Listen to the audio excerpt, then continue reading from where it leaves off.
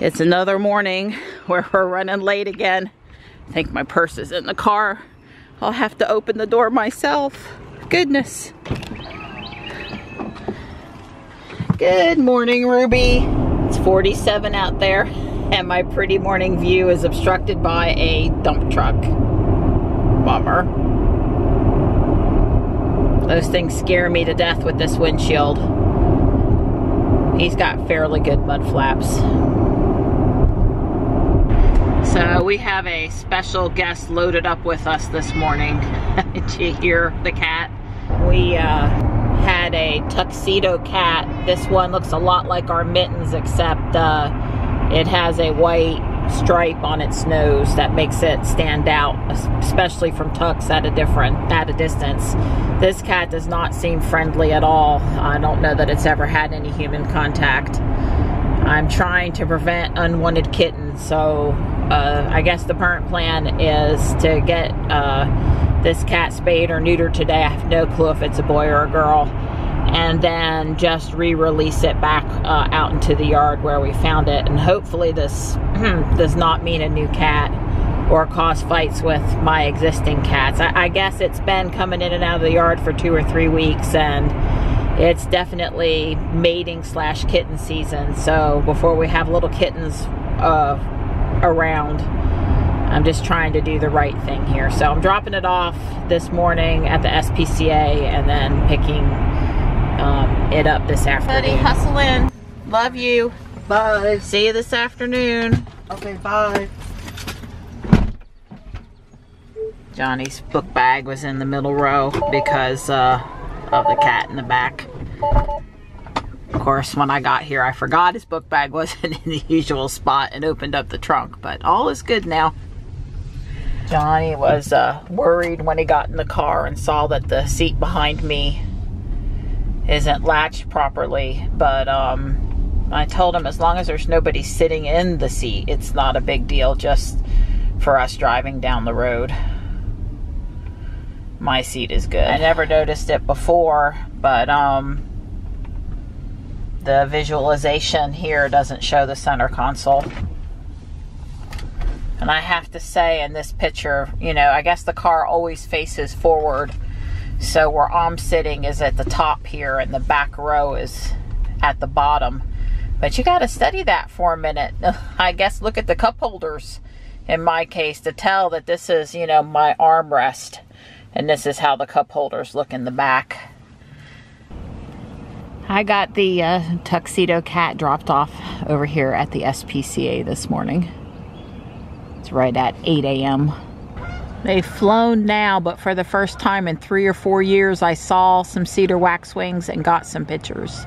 So exciting.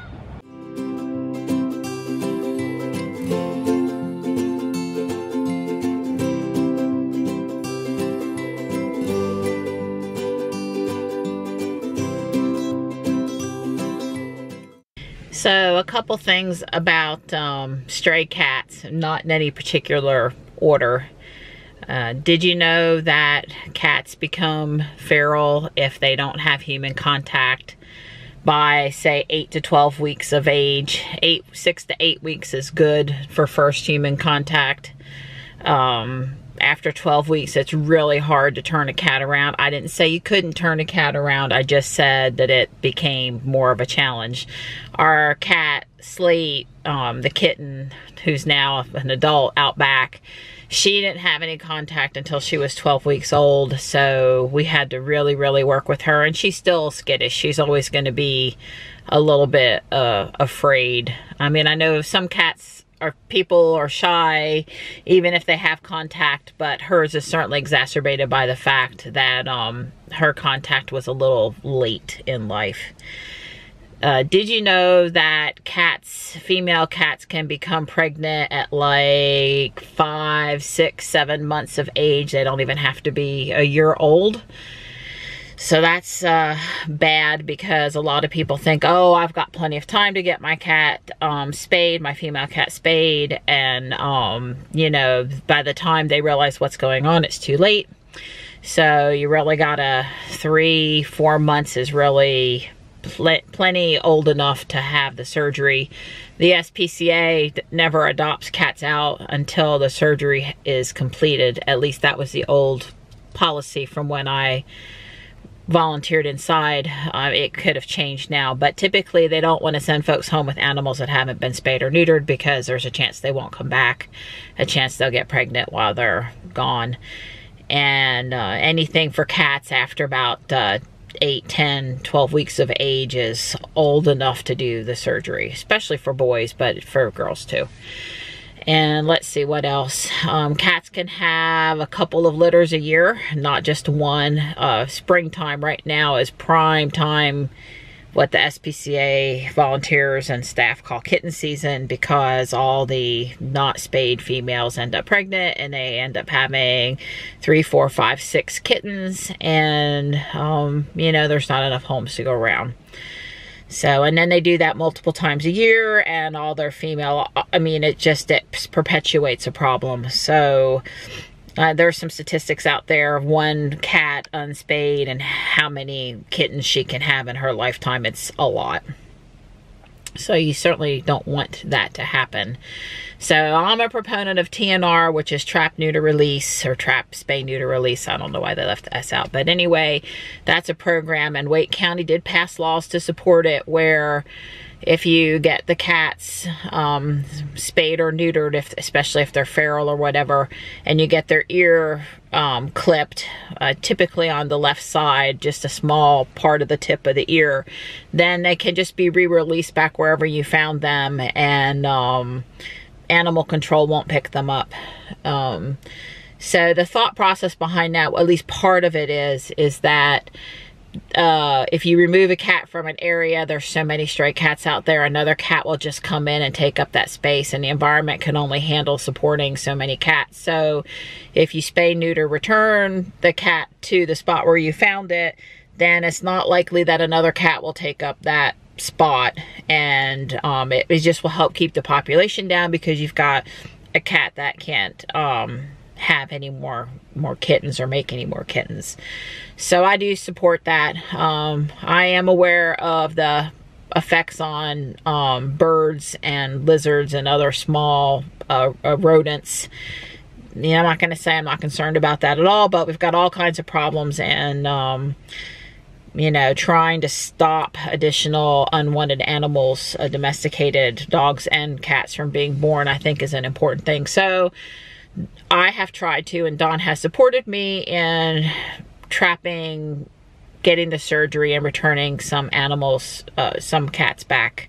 Now, most of them have stayed in the yard, but there are at least 3 that we did that to, that we didn't see them again after they had their surgery. So we know that we didn't kill them.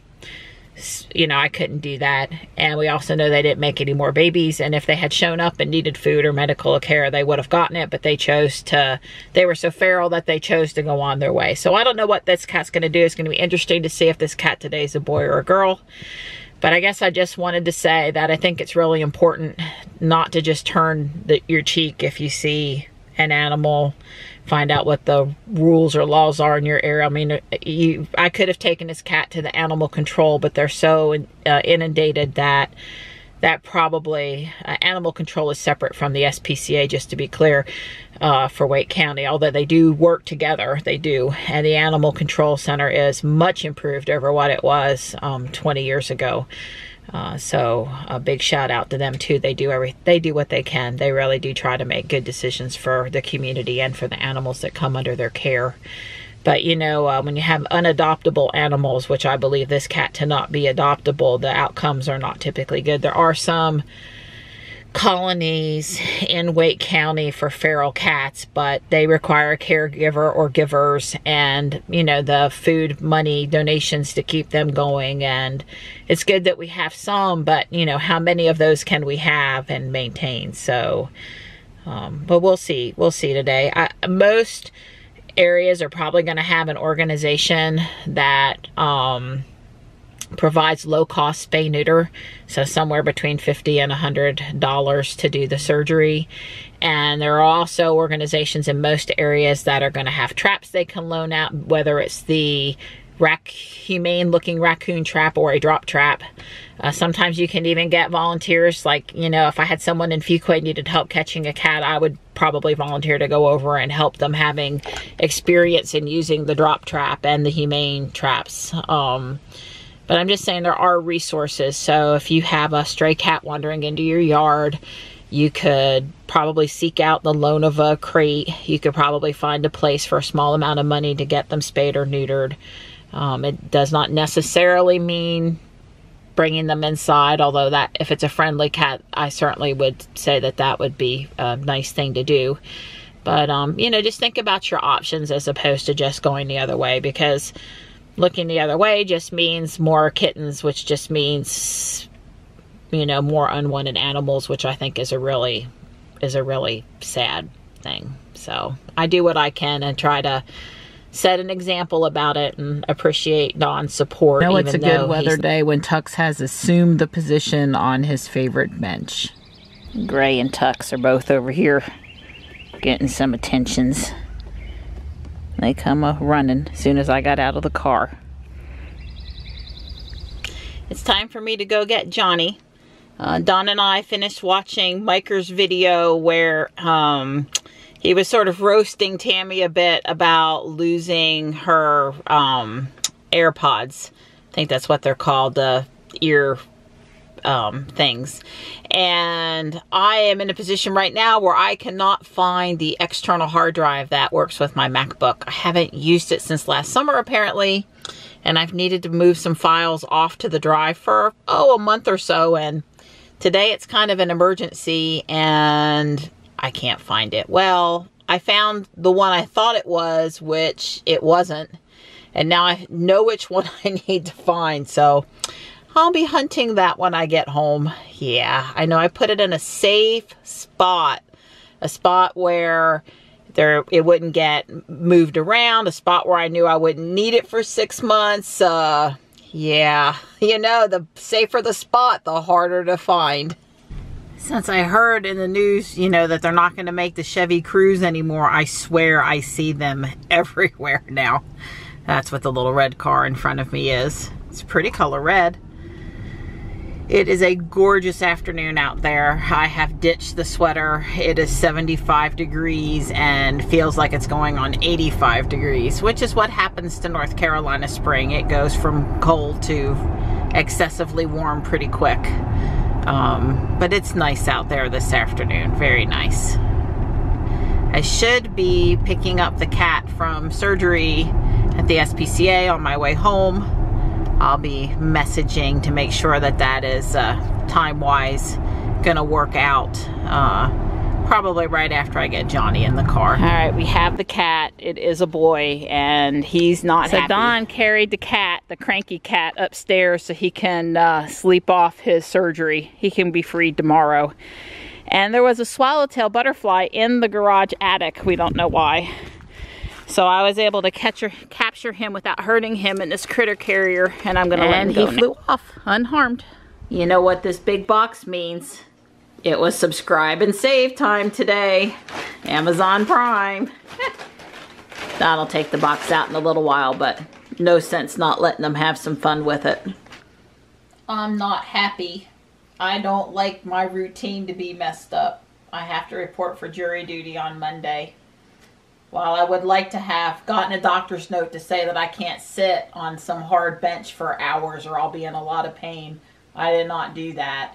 And they want jurors 1 through 186 to report at 8:30 and 187 through 300 to call at 12:45 to see if they need to report at 1.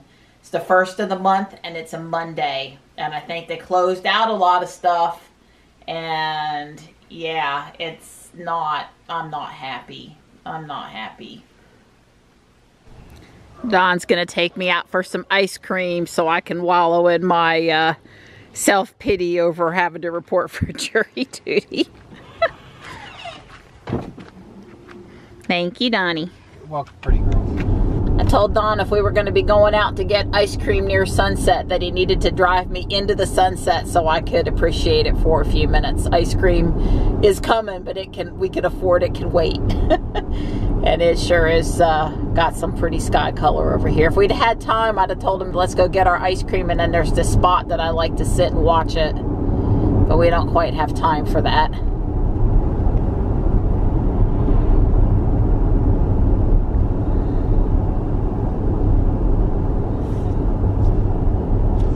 So Don and I, we know how to live it up. We went through Dairy Queen, and he got him a couple of chili dogs, and we got us a Blizzard, and we're over here in the Walmart parking lot eating so I can catch Pokemon. Yeah. Trying not to get chili on the white interior. That's right. Oh yeah, don't do that. There was a combi over here, so that was kind of an important catch. I guess get back in. Oh, the charge port's open again. Look. Yep. That's like the 5th time today the charge port's just open cause it felt like it. And it's really open. I can see it in the rearview mirror. We keep on shutting it and then it opens back. So Don has rebooted both the scroll wheel and the push button. And it's opened and closed 5 or 6 times now. It just will not stay closed. So watch, I'm gonna hit close. It's closed. And I heard it close. Just sitting here. And then it's open again. Yep, it's open. Dang. It will not stay closed. We never had this happen, not once, before yesterday's software update. So if I just had to guess, it's open again. So every time we close it, it reopens. Huh. Well, once Don put Ruby into drive, the port hasn't been opening and closing anymore, and we're able to drive fine. I suspect when we go back into park at the house, it may start doing that again. I'll have to keep an eye on it. And I don't know if it's caused by yesterday's software update or a coincidence of something that's just not working right today. It's hard to say. The reboots didn't seem to help. We tried to power it off back there and wait 3 minutes, and she actually kept on popping up the pin to drive screen and wouldn't let us do it. I don't know. We're home, and Don was able to plug Ruby in, and she's charging. So I'll worry about the charge port door if it persists. Not gonna worry about it tonight. Didn't come on while we were driving, and she's charging okay. Now, of course, I don't want it opening and closing it when I'm stopped someplace playing Pokemon Go, but like I said, if it persists, we'll worry about it later.